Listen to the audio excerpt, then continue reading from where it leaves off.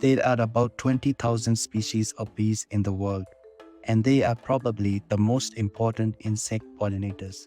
The thousands of bee species have unique flight patterns and floral preferences, and many have co-evolved with flowers in such a way that their body sizes and behaviors almost perfectly complement the flowers they pollinate. Sadly, bees of all types are in decline worldwide, as are many other insects.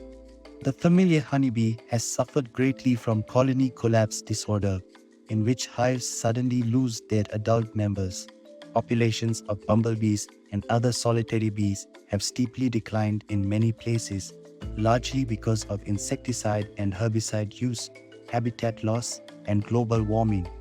Some species, such as the rusty-patched bumblebee, are even listed as endangered species. If all of the world's bees died off, there would be major rippling effects throughout ecosystems. A number of plants, such as many of the bee orchids, are pollinated exclusively by specific bees, and they would die off without human intervention.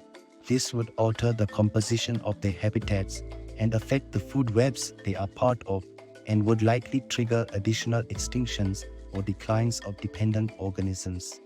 Other plants may utilize a variety of pollinators, but many are most successfully pollinated by bees.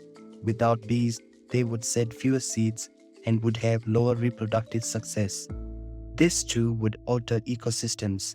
Beyond plants, many animals, such as the beautiful bee-eater birds, would lose their prey in the event of a die-off, and this would also impact natural systems and food webs.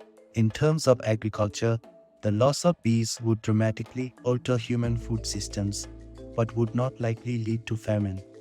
The majority of human calories still come from cereal grains, which are wind-pollinated and are therefore unaffected by bee populations. Many fruits and vegetables, however, are insect-pollinated and could not be grown at such a large scale or so cheaply without bees.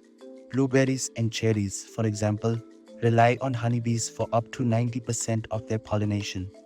Although hand pollination is a possibility for most fruit and vegetable crops, it is incredibly labor-intensive and expensive. Tiny robotic pollinator drones have been developed in Japan, but remain prohibitively expensive for entire orchards or fields of time-sensitive flowers. Without bees, the availability and diversity of fresh produce would decline substantially, and human nutrition would likely suffer.